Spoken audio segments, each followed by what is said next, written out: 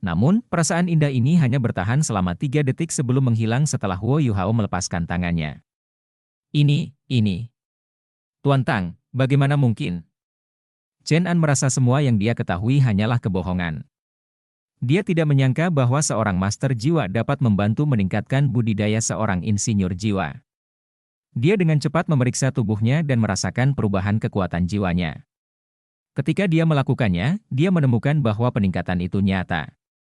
Kekuatan jiwanya tidak berhenti meningkat bahkan setelah jari Huo Yuhao berhenti menyentuh tangannya. Itu nyata. Chen An hanyalah seorang insinyur jiwa, dan jiwa bela dirinya tidak terlalu menonjol.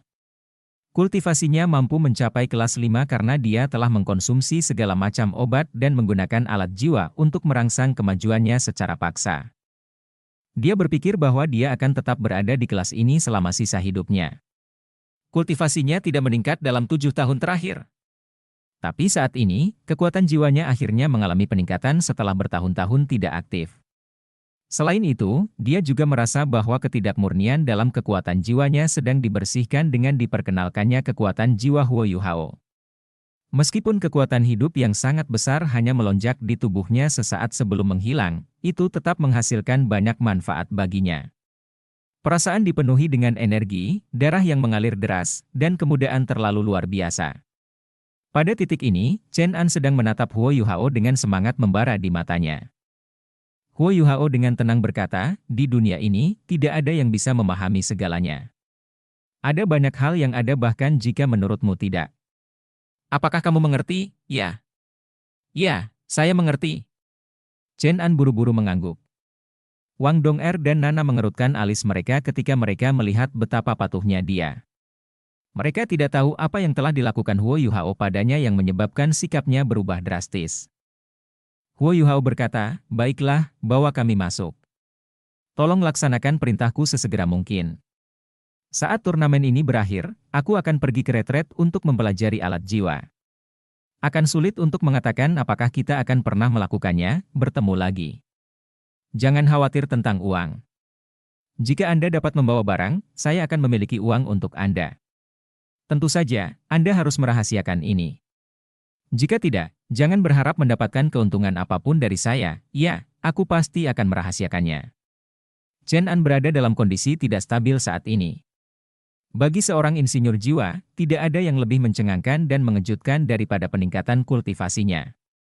Ini terutama terjadi ketika peningkatan itu sangat murni. Chen An tidak merasakan efek samping sama sekali.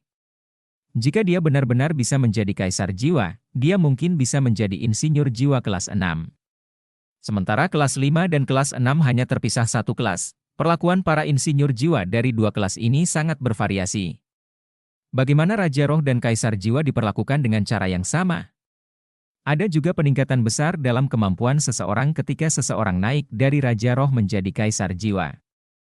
Lebih-lebih lagi, Chen An juga ingat bahwa Huo Yuhao pernah menyebutkan bahwa dia mungkin mempertimbangkan untuk membiarkan dia menjadi Master Jiwa Jahat jika dia melakukan tugasnya dengan baik. Jika itu masalahnya, itu bukanlah kesimpulan pasti baginya untuk menjadi seorang sage jiwa. Bagi Chen An, ini adalah motivasi yang luar biasa. Dia bertekad untuk mengambil risiko dan menyelesaikan tugas yang diminta Huo Yuhao darinya. Di dunia ini, hanya ada manfaat abadi. Manfaat yang bisa diberikan Huo Yuhao kepadanya membuatnya sangat bertekad untuk mengambil risiko itu. Setelah berada di Dusquater Alliance begitu lama, dia memiliki banyak kontak yang bisa dia gunakan. Chen An sangat bersemangat saat dia memimpin Huo Yuhao dan 3 lainnya ke Aula Emas sebelum dia pergi. Nomor 96 dan 98 belum sampai di rest area, Huo Yuhao tidak banyak bicara ketika dia tiba. Ini adalah wilayah Dusquater Alliance, jadi ada kemungkinan untuk diawasi. Yang terbaik adalah tetap diam. Chen An kembali setelah beberapa saat. Dia membungkukkan pinggangnya dan membisikkan sesuatu ke telinga Huo Yuhao, setiap insinyur jiwa akan diberikan 10 jam untuk membuat alat jiwa hari ini. Tidak ada batasan jumlah alat jiwa yang dapat dibuat. Pertarungan hanya akan dimulai besok pagi. Ada lebih sedikit batasan sekarang. Selain pembatasan penggunaan alat jiwa lainnya, tidak ada batasan lain. Huo Yuhao memikirkan sesuatu dan bertanya, ini artinya aku bisa menggunakan keterampilan jiwa, Chen An mengangguk dan menjawab, ya. Selain menguji alat jiwa seseorang, ini juga merupakan ujian kemampuan keseluruhan seseorang. Saya mendengar bahwa grand final antara 3 organisasi akan diadakan dengan gaya yang sama. Semua orang akan bersaing di tahap berdarah. Hanya satu yang akan muncul sebagai juara dari 9 pesaing di grand final. Hanya 3 yang pertama yang akan diberi hadiah. Kudengar pemenangnya akan membawa pulang alat jiwa kelas 9. Setelah mendengar kata-kata, alat jiwa kelas 9, Huo Yuhao juga terkejut. Itu hadiah yang terlalu besar. Apa alat jiwa kelas 9? Senjata strategis. Di Kekaisaran Matahari Bulan. Berapa banyak alat jiwa kelas 9 yang disegel di dalam brankas militer? Bahkan insinyur jiwa kelas 9 dibatasi oleh bahan yang mereka miliki dan kesulitan dalam menciptakan alat jiwa kelas 9. Secara umum, hanya ada sedikit orang yang memiliki lebih dari 3 alat jiwa kelas 9. Tentu saja, Jing Hongchen merupakan pengecualian, karena dia didukung oleh Kekaisaran. Kekuatan destruktif alat jiwa kelas 9 bahkan lebih dahsyat daripada Douluo berjudur dalam hal serangan tunggal. Dengan alat jiwa kelas 9 sebagai hadiah, para insinyur jiwa yang berkompetisi tidak takut mempertaruhkan nyawa mereka. Kamu baik. Huo Yuhao mengakui. Pergi dan sibuklah. Aku tahu apa yang harus kulakukan.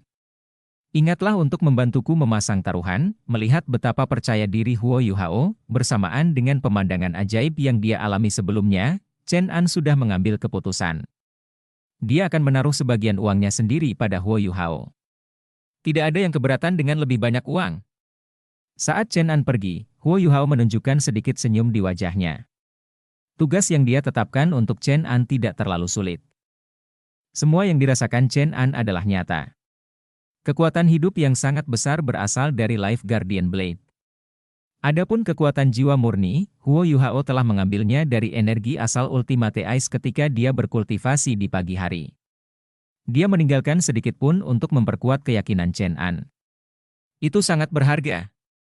Itu juga sangat membantu peningkatan kekuatan jiwanya oleh Huo Yuhao. Setelah periode kultivasi ini, kekuatan jiwa Huo Yuhao akan meningkat pesat. Dia semakin yakin bahwa dia akan segera bisa berjalan lagi. Pintu terbuka. Nomor 96 dan 98 masuk, masih mengenakan pakaian hitam.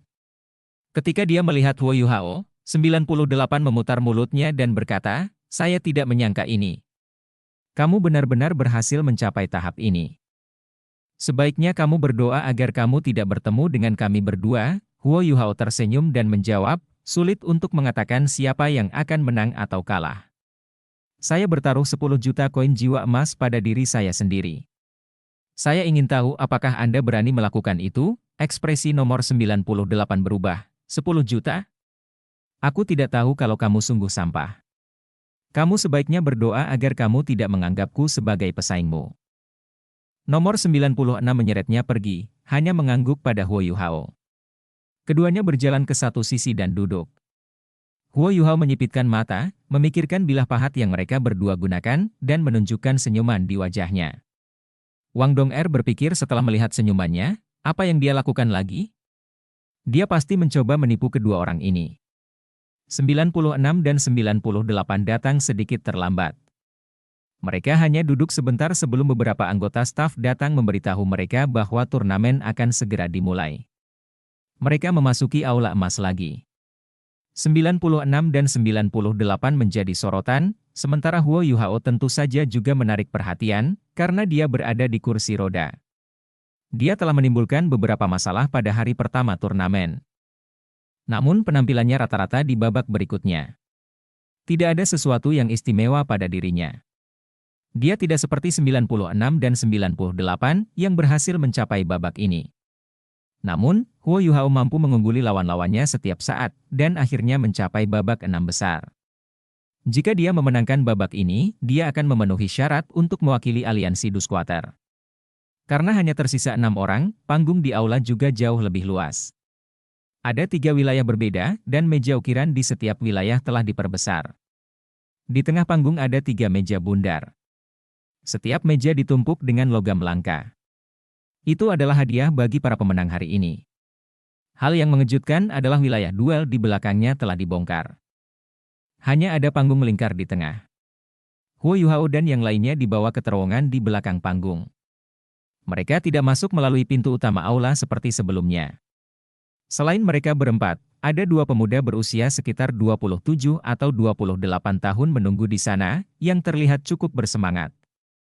Mereka juga menjadi pesaing di babak 6 besar. Menurut informasi yang diberikan Chen An kepada Huo Yuhao, mereka berdua adalah insinyur jiwa kelas 5.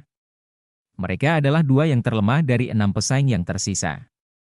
Di atas panggung, seorang pemuda tampan dengan kemeja emas mempesona berjalan menuju ke atas panggung. Salam untuk semua tamu terhormat. Saya pembawa acara turnamen hari ini.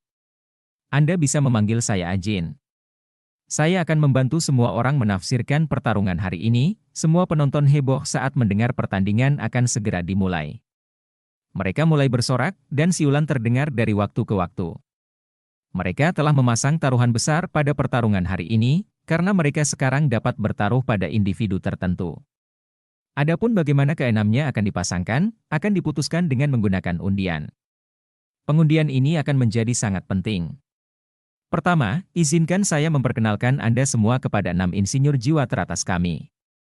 Saya harus menegaskan kembali bahwa informasi yang kami rilis mengenai 6 dari mereka sebelum dimulainya pertandingan dan analisis yang akan saya berikan kepada Anda sekarang adalah semuanya berdasarkan penampilan mereka di babak sebelumnya.